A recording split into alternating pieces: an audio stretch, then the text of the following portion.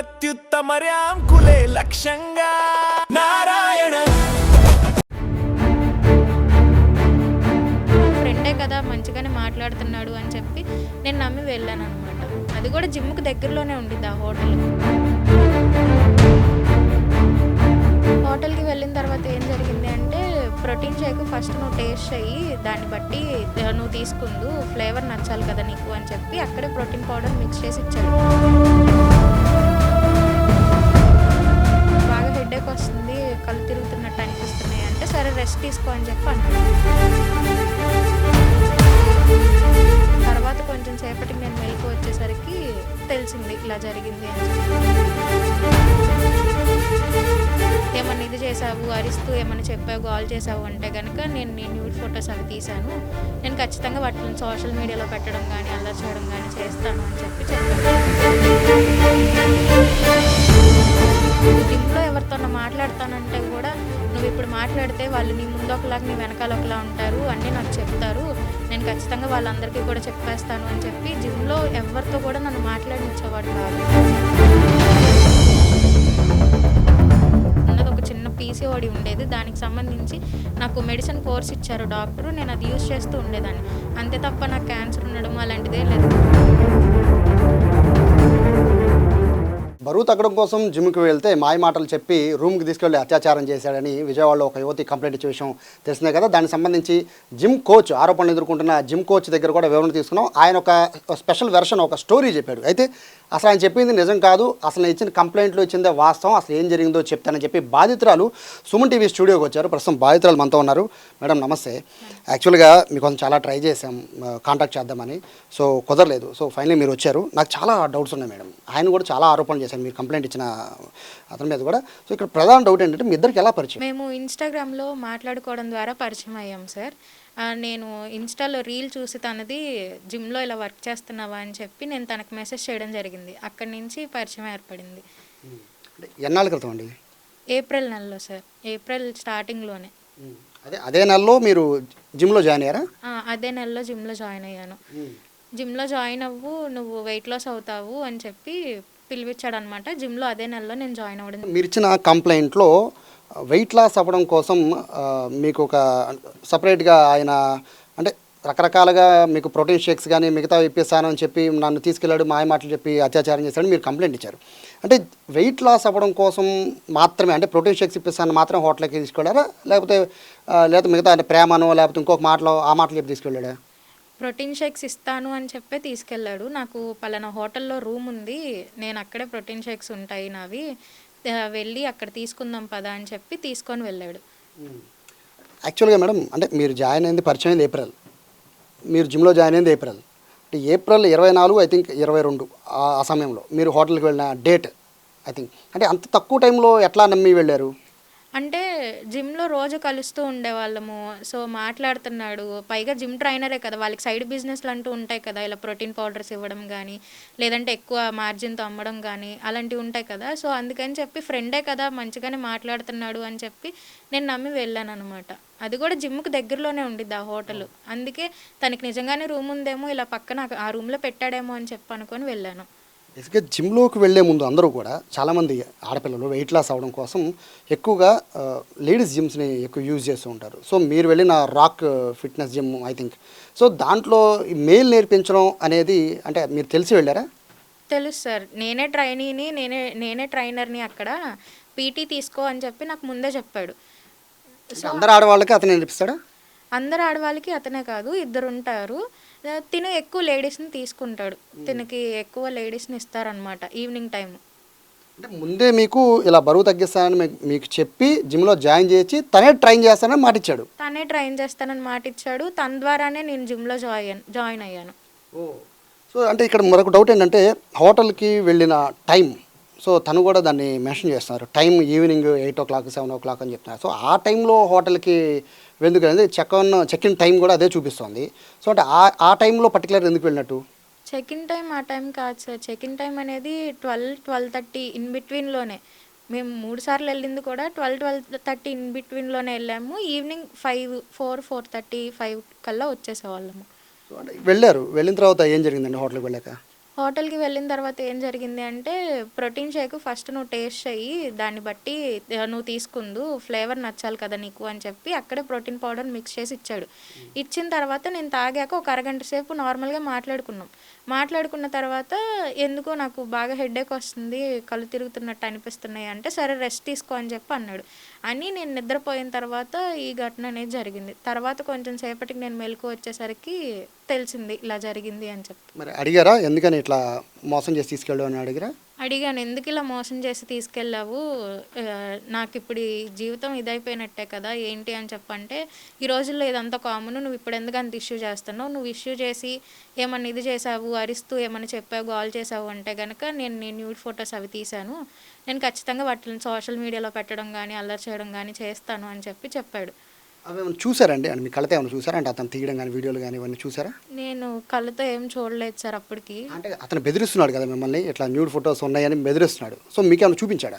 ఆ రోజు చూపించలేదు. నేను తీశాను అని చెప్పి అన్నాడు, నువ్వెవరికి చెప్పొద్దు అని చెప్పి ఆ రోజు సాయంత్రం వరకు నన్ను అక్కడే ఉంచాడు. ఆ రోజంతా కూడా నాకు మత్తుగానే ఉంది. దాని తర్వాత నేను జిమ్కి వెళ్ళినప్పుడు నాకు చూపించాడు, నా దగ్గర ఉన్నాయి ప్రూఫ్స్, నేను ఇలాగ తీశాను నీకు అని చెప్పి చూపించాడు. అంటే ఇంత పెద్ద ఘటన జరిగాక బేసిక్గా ఆడపిల్లల జీవితం సంబంధించి చాలా కీలకమైన అంశం. సో మీకు అంత ఇష్యూ జరిగిన తర్వాత మీ పేరెంట్స్ని కానీ లేదా జిమ్లో ఉన్న ఎవరైతే ఓనర్లకు కానీ వీళ్ళకి తెలియజేయాలి కదండి, మీరు చెప్పారా? చెప్పాను సార్, కాకపోతే ఏంటంటే ఆ ఘటన జరిగినప్పుడు చెప్పలేదు. రీసెంట్గా నేను వాళ్ళ అమ్మగారితో మాట్లాడడం అదంతా జరిగింది. అది జరిగినప్పుడు ఫోన్ చేసి చెప్పాను, ఇలా చేస్తున్నాడు, మళ్ళీ తర్వాత పెళ్లి చేసుకుంటా అని చెప్పాడు, వాళ్ళ అమ్మ కూడా నాతో మాట్లాడింది, మళ్ళీ రివర్స్ అవుతున్నారు, ఏం జరుగుతుంది, మీరు మాట్లాడండి, మీరు మాట్లాడేమన్నా సార్ట్ అవుట్ చేయడానికి చూడండి అని చెప్పి చెప్పాను. చెప్తే మా అమ్మగారు ఇక్కడ లేరు, ఉండరు అని తెలుసుకొని మీ అమ్మగారిని తీసుకురా అప్పుడు మాట్లాడతాము అని చెప్పి జిమ్ వాళ్ళు నన్ను అన్నారు. అంటే మిమ్మల్ని తీసుకువెళ్ళాడు, అత్యాచారం చేశాడు మీరు ఆరోపిస్తున్నారు. సో ఇక్కడ జరిగినప్పుడు ఇమీడియట్గా మీ పేరెంట్స్కి తెలియజేయడము, లేకపోతే వాళ్ళ పేరెంట్స్కి పరిచయం వాళ్ళ పేరెంట్స్ తెలియజేయడము, లేకపోతే మీ ఫ్రెండ్స్కి షేర్ చేయడము, ఏదో ఒకటి చేయాలి అని చేశారా? ఫ్రెండ్స్కి షేర్ చేయడం ఇవన్నీ నన్ను అసలు మాట్లాడనిచ్చేవాడు కాదు. జిమ్లో ఎవరితోన్నా మాట్లాడతానంటే కూడా, నువ్వు ఇప్పుడు మాట్లాడితే వాళ్ళు నీ ముందు ఒకలాగా నీ వెనకాల ఒకలా ఉంటారు, అన్నీ నాకు చెప్తారు, నేను ఖచ్చితంగా వాళ్ళందరికీ కూడా చెప్పేస్తాను అని చెప్పి జిమ్లో ఎవరితో కూడా నన్ను మాట్లాడనిచ్చేవాడు కాదు. నేను ఫ్రెండ్స్కి షేర్ చేసుకోవడం ఇవేమీ చేసుకోలేదు, ఎందుకంటే నేను ఇంట్లో ఒక్కదాన్ని ఉండేదాన్ని, మా అమ్మగారు ఇక్కడ లేరు. ఆ డిప్రెషను, ఆ స్ట్రెస్, ఆ ఇది వల్ల నేను ఎవరితో చెప్పుకోగలిగేదాన్ని కూడా కాదు, ఎవరికి అయితే చెప్పలేదు. వాళ్ళ అమ్మగారికి మాత్రం ఇంకా మూడోసారి జరిగిన తర్వాత నా వల్ల ఇంక కాదు, కొట్టడాలు కొరకడాలు అవన్నీ ఎక్కువైపోయాయి అని చెప్పి డైరెక్ట్గా వెళ్ళి ఇదిగోండి ఇలా చేశాడు అని చెప్పి చూపించడం కూడా జరిగింది. అతను నిన్న ఒక పెద్ద స్టోరీ చెప్పాడండి మాకు. యాక్చువల్గా స్టోరీ అని అందరికీ తెలిసిపోతుంది, బట్ అది నిజానిజాలని పోలీసులు ఎంక్వైరీలో ఉంటాయి. మీకు ఏదో క్యాన్సర్ అను, సో నేను చివరి దశలో ఉన్నానను, సో ఇక నాకు ఇట్లా కోరికలు వస్తున్నాయను, ఇట్లా మీరు వెళ్ళి మీరే రిక్వెస్ట్ చేసినట్టు, మీరే బలవంతంగా తన రూమ్ పిలిచినట్టు ఒక కథ చెప్పాడు ఆయన. సో దాంట్లో ఎంతవరకు నుంచి ఉంది? క్యాన్సర్ ఉన్నోళ్ళు ఎలా ఉంటారు అన్నది ఎవరికన్నా తెలిసిపోయింది సార్. క్యాన్సర్ లాంటివి నాకు అసలు ఎలాంటివి లేవు. నాకున్నది ఒక చిన్న పీసీఓడి ఉండేది, దానికి సంబంధించి నాకు మెడిసిన్ కోర్స్ ఇచ్చారు డాక్టరు, నేను అది యూస్ చేస్తూ ఉండేదాన్ని, అంతే తప్ప నాకు క్యాన్సర్ ఉండడం అలాంటిది ఏం లేదు. క్యాన్సర్ ఉన్నోళ్ళు ఎవరు కూడా జిమ్కి వెళ్ళి వెయిట్ లిఫ్ట్లు చేయడం ఇవేమీ చేయరు కదా సార్. మనిషి తెలిసిపోద్ది, లాస్ట్ స్టేజ్ ఆఫ్ క్యాన్సర్ అంటే ఖచ్చితంగా హెయిర్ లాస్ అవ్వడము అదంతా తెలిసిపోద్ది. అంత ఈజీగా ఎవరు నమ్మరు కదా సార్ క్యాన్సర్ ఉంది అని చెప్పంటే. సో అంటే మీ అమ్మగారికి తెలుసని కొన్ని మెసేజ్ చూపించాడండి, మీ అమ్మగారు ఏదో చాట్ చేసినట్టు, మా అమ్మాయికి చివరి ఈ సందర్భంలో మంచిగా చూసుకో, సంతోషంగా ఉంచు, ఇంతకుమించి చెప్పలేను అని ఏదో పెద్ద చాట్ చూపించాడు, అది నిజమేనండి? అది అసలు మా అమ్మగారికి ఆ అబ్బాయి ఎవరో కూడా తెలియదు సార్. మా అమ్మగారికి ఇప్పటి వరకు నేను కేసు పెట్టింది కానీ ఇలా జరిగింది కానీ ఏది కూడా తెలీదు. ఎప్పుడైతే మీడియాలోకి ప్రచారం రావడం జరిగిందో ఆ రోజు నేను ధైర్యం చేసుకొని మా అమ్మకి మెసేజ్ పెట్టాను, ఇది ఏదైతే ఘటన జరుగుతుందో అది నాదే, నన్నే ఇలా రేప్ చేసింది, నేను నీకు చెప్పుకోలేకపోతున్నాను, అందుకే నీకు మెసేజ్ పెడుతున్నానని మా అమ్మగారికి నా అంతటి నేనే ఆ రోజు చెప్పుకున్నాను మెసేజ్ల ద్వారా తప్ప ఆ అబ్బాయి ఎవరో మా అమ్మకి తెలీదు. మరి చూపించిన స్క్రీన్ షాట్స్ అవన్నీ ఏంటండి? ఆ స్క్రీన్ షాట్స్ ఎలా ఇది చేసుకున్నాడో నాకు తెలియదు కానీ మా అమ్మ పేరు తెలుసు, ఇలా పలానా ఐడి ఉండిద్ది అని తెలుసు కానీ ఆ అబ్బాయికి మా అమ్మ మెసేజ్ పెట్టడం కానీ అవి ఏమీ కూడా జరగలేదు. మా అమ్మ ఇక్కడ లేరు, అక్కడి నుంచి ఆ అబ్బాయిని ఎవరు అని తెలుసుకొని అంత చేయాల్సిన అవసరం అయితే మా అమ్మకి లేదు. ముందు నేను అసలు మా అమ్మకి ఏ విషయం కూడా చెప్పలేదు ఆమె మెసేజ్ పెట్టడానికి. కానీ ఆ అబ్బాయి ఎలాంటి ఎలిగేషన్ వేస్తున్నాడంటే ఫీలింగ్స్ వస్తున్నాయి వెళ్ళమని మా అమ్మ పంపించింది అంటున్నాడు. ఏ కన్న తల్లి కూడా ఇలాగ వెళ్ళు, మా అమ్మాయికి ఫీలింగ్స్ వస్తున్నాయి, ఇంటికి వెళ్ళు, రూమ్కి వెళ్ళు అని చెప్పడాలు అలాంటివి ఎవ్వరు కూడా చేయరు. అయితే ఇక్కడ మరొక ఆరోపణ ఏంటంటే అంటే అతనికి మీరు ఇచ్చిన రిపోర్ట్లో కంప్లైంట్ రిపోర్ట్లో చూస్తుంటే డబ్బులు డిమాండ్ చేశాడు వేశాను అంటున్నారు. బట్ అతనేమో బీర్ కొనుక్కో అని డబ్బులు మీరే వేసినట్టు, నేను ఒక బార్ దగ్గర ఉన్నానంటే మీరే వెళ్ళి బీర్ తెచ్చుకొని డబ్బులు వేసినట్టు, సో అవన్నీ నా దగ్గర కాల్ రికార్డ్స్ ఉన్నాయి అవన్నీ అని చెప్తున్నాడు. అది ఎంతవరకు నిజమండి ఆ డబ్బులు వేయడం ట్రాన్సాక్షన్ గురించి? ట్రాన్సాక్షన్స్ అన్నీ కూడా నేను పలానా ప్రోటీన్ పౌడర్ కొనుక్కోవాలి, నాకు ప్రీ వర్కౌట్ కావాలి, నాకు ఇది నువ్వు కొనిపెట్టు అని చెప్పి నా ద్వారా కొనిపెట్టించుకొని వేయించుకున్నాడు. కానీ 2000, 1000, 1500 అలాగా తనకి ఏమైతే కావాలో అవి నన్ను బెదిరించి తీసుకున్నాడు. అంతే తప్ప నువ్వు వెళ్ళు, నువ్వు తాగు అని చెప్పి నేనైతే ఏ రోజు చెప్పింది లేదు. 10,000కి మించి ఉండవు గట్టికి కొడితే అంటున్నాడు. మొత్తం కలిపి 19,600 ఉన్నాయి అన్నీ కూడా. ట్రాప్ చేసే ఆవిడ నన్ను ట్రాప్ చేసింది అని చాలా పెద్ద వర్డ్ ఉపయోగించాడు. సో మీరు ట్రాప్ చేశారని చెప్పి మీరు అంటున్నారు. సో ట్రాప్ అనేది అని మీరు ఎలా భావిస్తున్నారు? ట్రాప్ అన్నట్టు ట్రాప్ అనేది నేను ఎలా భావిస్తున్నాను అంటే తను జిమ్కి పిలవడం కానీ అలాగా ప్లాన్డ్గా చేసినట్టే, పలానా రూమ్కి రమ్మండం కానీ ప్రోటీన్ పౌడర్ కలిపి ఇవ్వడం కానీ ఇదంతా కూడా ప్లాన్డ్గా చేసినట్టే ఉంది. ఎందుకంటే డబ్బులు ఉన్నాయి ఈ అమ్మాయి దగ్గర, వీళ్ళ మమ్మీ స్టేట్స్లో ఉంటారు, ఈ అమ్మాయికి చుట్టుపక్కల ఎవరు లేరు, తను ఒక్కతే ఇంట్లో ఉంటుంది అని ప్రతిదీ ఆయనకు తెలుసు కాబట్టి నన్ను ట్రాప్ చేశాడని నేను చెప్పగలను. తనని ట్రాప్ చేయాలి అంటే తన దగ్గర డబ్బుల కోసం ట్రాప్ చేయాలా, దేనికోసం ట్రాప్ చేయాలి? తన దగ్గర ఏమీ లేవు కాబట్టి ట్రాన్సాక్షన్స్ అన్నీ నా దగ్గర నుంచే ఉన్నాయి. ఫోన్ నా చేత కొనిపెట్టుకున్నాడు. తనని ట్రాప్ చేయాలంటే తన దగ్గర ఏమన్నా ఉంటే మనం ట్రాప్ చేయడానికి ఉంటుంది. అబ్బాయికి బట్టలు కూడా లేవని చెప్పి నాకు బట్టలు కొనిపెట్టు నువ్వు అని చెప్పి నన్ను తీసుకెళ్ళి పలానా జూడియో దగ్గరికి ఆ అబ్బాయి బట్టలు కూడా కొనిపెట్టుకున్నాడు. ఇంకా నేను దేనికోసం ట్రాప్ చేస్తాను?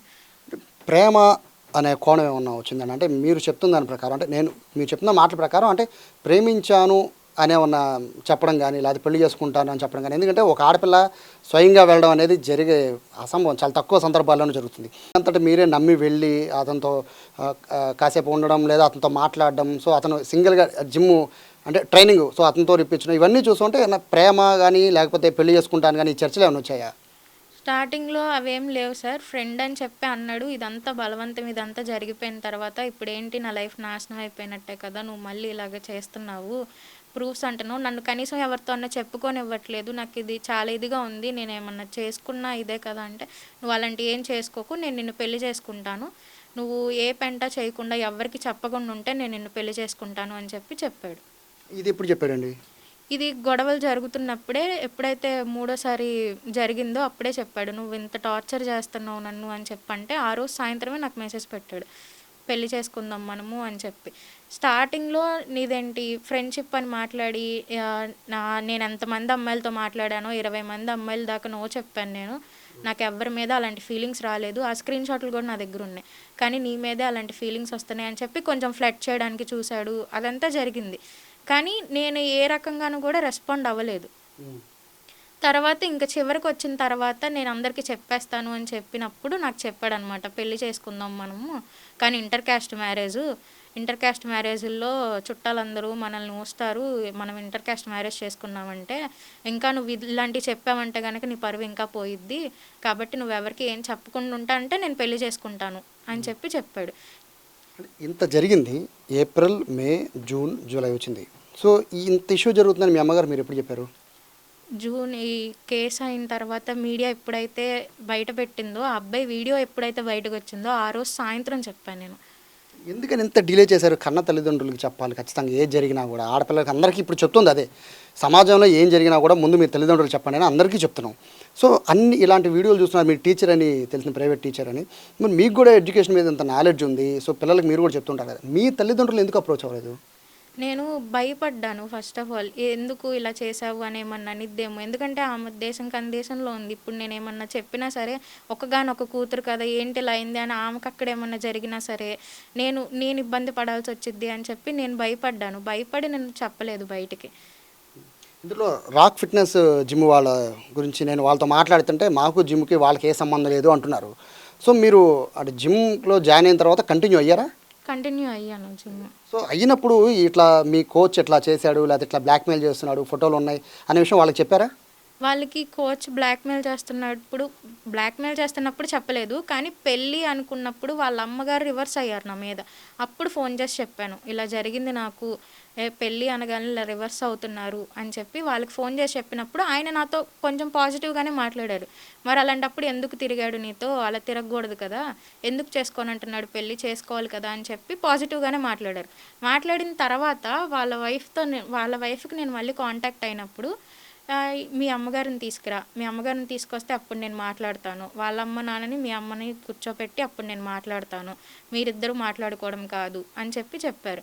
దాని తర్వాత నాకు కొంతమంది ద్వారా తెలిసింది ఏంటంటే, నేనేదో ఆ అబ్బాయికి మందు పెట్టాను అని చెప్పి ఎవరో దగ్గరికి తీసుకెళ్ళి పసరు పూపిచ్చి మందు పెట్టాను అని కూడా చూపించారంట ఆ జిమ్ వాళ్ళే. అది నాకు తర్వాత తెలిసింది. ఇదంతా తెలిసి కూడా నాకు ఇప్పుడేం తెలీదు అంటున్నారు.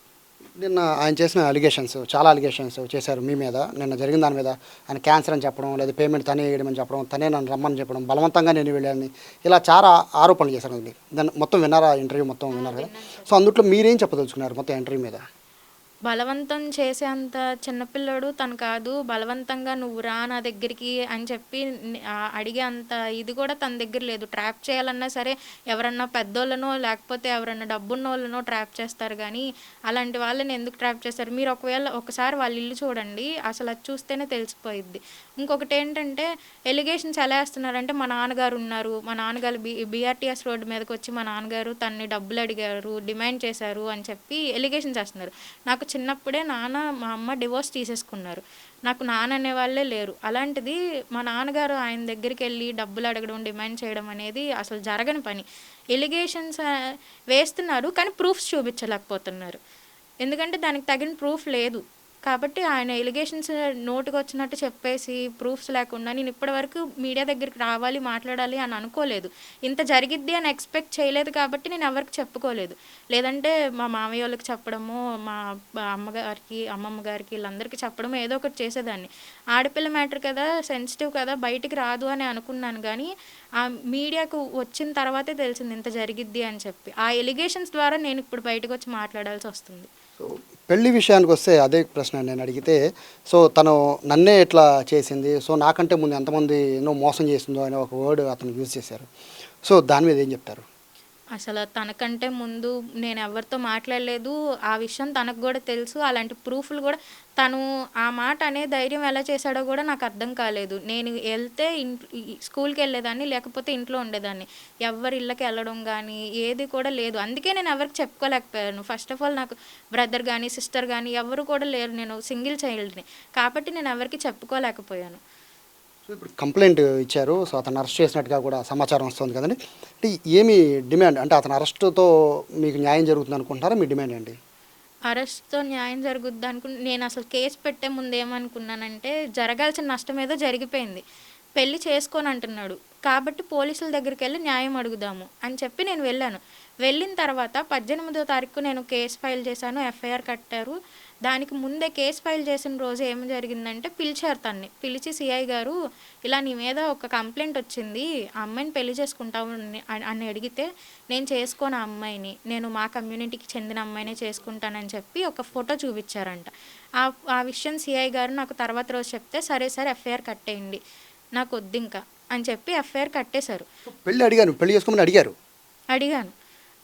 సిఐ గారు కూడా పిలిచి అదే అడిగారు. పెళ్లి చేసుకుంటా అంటే చెప్పు, మాట్లాడతాము. ఈ కేసు ఇప్పటితో అయిపోయిద్ది అని చెప్పి అడిగారు. అడిగితే ఆయనతో కూడా నేను చేసుకోను, నేను ఆ అమ్మాయిని పెళ్లి చేసుకోను, నాకు వేరే మ్యాచ్ ఫిక్స్ అయిపోయింది, మా కమ్యూనిటీ అమ్మాయి ఈ అమ్మాయి అని చెప్పి చూపించారంట ఫోటో. ఆ విషయం నాకు సిఐ గారు చెప్పారు నెక్స్ట్ డే నేను వెళ్ళినప్పుడు. సరే అమ్మ నేను కట్టేస్తాను, ఎందుకంటే ఆ అబ్బాయి వినట్లేదు, ఇలా మాట్లాడుతున్నాడు, నాతో కూడా అలా మాట్లాడాడు, నేను చేసుకోను అన్నట్టు గట్టిగా మాట్లాడాడు, కాబట్టి కేసు ఫైల్ చేసేద్దాము, కట్టేద్దాం అని చెప్పి సిఐ గారే అప్పుడు ఆ రోజే ఎఫ్ఐఆర్ ఫైల్ చేసేయడం జరిగింది. కానీ ఎఫ్ఐఆర్ ఫైల్ చేయగానే ఏం చేశారంటే తనని తీసుకోలేదు అదుపులోకి. తీసుకోకపోవడం వల్ల తను బయటకు వచ్చి మాట్లాడే ఛాన్స్ దొరికింది. కానీ 18వ తారీఖు ఎఫ్ఐఆర్ ఫైల్ అయితే ఆ అబ్బాయికి కేసు పెడుతున్నారు అని తెలిసిన తర్వాత కూడా ఎవరిని అప్రోచ్ అవ్వడం కానీ ఏది జరగకుండా 2 రోజుల తర్వాత బయటకు వచ్చి సెల్ఫ్ వీడియో రిలీజ్ చేయడము, ఇలా ఈ అమ్మాయి చేసింది అని చెప్పడము జరిగింది. అది కూడా ఎప్పుడు మీడియా అబ్బాయిని బయట పెట్టిన తర్వాత ఆ రోజు కూడా వెంటనే ఏం రియాక్ట్ అవ్వకుండా నెక్స్ట్ డేకి ఎవరో ఏదో సలహాలు ఇస్తే మధ్యాహ్నానికి తను అలా వీడియో పెట్టి ఈలోపు ఏదో స్క్రీన్ షాట్లు సృష్టించుకొని పెట్టడం అనేది జరిగింది. ఫైనల్గా చెప్పండి, మీ ఫ్యామిలీకి అండ్ వాళ్ళ ఫ్యామిలీకి ఏమైనా చెప్పదలుచుకున్నారా? నేను మా అమ్మగారికి అయితే ఫస్ట్ సారీ చెప్పదలుచుకున్నాను. ఎందుకంటే ప్రతిదీ వాళ్ళతో షేర్ చేసుకోవాల్సింది పోయి నేను ఆమె పేరు బయటకు తీసుకొచ్చినట్టు నాకైతే అనిపించింది. ఇప్పుడు ఇంకా బెదిరింపుల మెసేజ్లు వస్తున్నాయి నాకు, ఇలా నీ ఫోటో బయట పెట్టేస్తాం మేము. ఎవరండి? జిమ్లో ఒక అమ్మాయి నాకు డైరెక్ట్గా మెసేజ్ పెట్టిందనమాట, బయటికి నీ ఫోటో బయటకు వదిలేస్తాం మేము, నువ్వు ఇలా చేసావు, ఇంతేనా నువ్వు అబ్బాయిని లవ్ చేసింది, వీళ్ళకి ఏం జరిగిందో తెలియకుండా ఇంతేనా నువ్వు అబ్బాయిని లవ్ చేసింది, నేను బయట పెట్టేస్తాను నీ ఫోటోలతో సహా అని చెప్పి నన్ను బ్లాక్మెయిల్ చేస్తున్నారనమాట. పోలీసులు చెప్పారు ఆ విషయం? పోలీసులకు చెప్పలేదు. ఇప్పుడు రేపొద్దున వెళ్దాము అని చెప్పి అనుకుంటున్నాం. ఎందుకంటే ఫేక్ అకౌంట్లలోంచి కూడా TV9 నేను ఇంటర్వ్యూ ఇవ్వడం జరిగింది.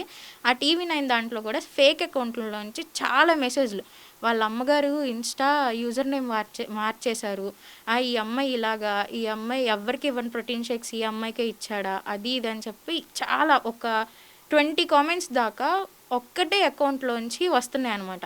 అవి కూడా సైబర్ క్రైమ్కి వాళ్ళకి ఇద్దామని చెప్పి ఫిక్స్ అయ్యాము, రేపొద్దున వెళ్తామన్నమాట. సో ఇది బాధితురాలు చెప్తున్నారు. అంటే ఒక సైడ్ అనేది ఎప్పుడూ వేయకూడదు కాబట్టి ఇటు బాధితురాలు వర్షన్ అయితే చాలా క్లారిటీగా ఉంది. ట్రాప్ అనేది ఎలా జరిగిందనేది మీరే మా మాటలో అర్థం చేసుకోండి అని చెప్తున్నారు. మరోవైపు ఈ చాటింగ్కి సంబంధించి వాళ్ళ మదర్తో అసలు ఏమాత్రం కాంటాక్ట్ లేదని కూడా చెప్తున్నారు. కానీ అతను చూపిస్తున్న దాంట్లోనేమో వాళ్ళ మదర్తో అప్రోచ్ అయినట్టు చెప్తున్నాడు. మరొక విషయం అంటే క్యాన్సర్ కాదు, నేను హెల్తీగా ఉన్నానని చెప్పి బాధితురాలు చెప్తున్నారు. అతనేమో ఈవిడ క్యాన్సర్ ఉంది అని చెప్పి ఆ ఉద్దేశంతో నేను రూమ్కి తీసుకెళ్ళాలని చెప్పి అతను చెప్తున్నాడు. సో ట్రాన్సాక్షన్ విషయంలో కూడా చాలా క్లారిటీ చెప్తుంది. బెదిరించి డబ్బులు వేయించుకున్నాడని చెప్తుంటే అతను మాత్రం బీరుకు డబ్బులు వేశాడని చెప్పి అతను చెప్తున్నాడు. సో ఇలా రకరకాలుగా ట్విస్ట్ మీద ట్విస్టులు ఈ కేసులో ఉన్నాయి. మొత్తం మీద అతనైతే అరెస్ట్ చేశారు పోలీసులు. మరోవైపు పెళ్లి చేసుకోవాలని చెప్పి బాధితురాలు అడుగుతున్నారు. మరోవైపు ఇప్పటికే థ్రెటనింగ్ కాల్స్ కూడా వస్తున్నాయి, మెసేజెస్ కూడా వస్తున్నాయి అంటున్నారు. కాబట్టి వాళ్ళ మీద కూడా చర్యలు తీసుకోవాలని అయితే బాధితులు చెప్తున్నారు. ఓవరాల్గా ఈ కేసులో అయితే మనకి ఏమాత్రం సంబంధం లేదు అని చెప్తున్న వాళ్ళు జిమ్కి సంబంధించిన నిర్వాహకులు, వాళ్ళు మాకు అసలు ఈ కేసు ఇలా జరుగుతుందని కూడా తెలియదు, వీళ్ళ మధ్య ఇలా వ్యవహారం నడుస్తుందని కూడా తెలియదు అని చెప్పి సుమన్ టీవీతో చెప్పడం జరిగింది ఫోన్ కాల్లో. బట్ ఇప్పుడు బాధితురాలు స్వయంగా నేను వాళ్ళకు కూడా ఇన్ఫర్మేషన్ ఇచ్చా చెప్తున్నారు. సో ఎవరికి వాళ్ళు తప్పించుకునే ప్రయత్నం అయితే ఈ కేసులో చేసినట్టుగా స్పష్టంగా కనబడుతుంది. Camera person Sai, Suman TV, Vijayawada నుంచి.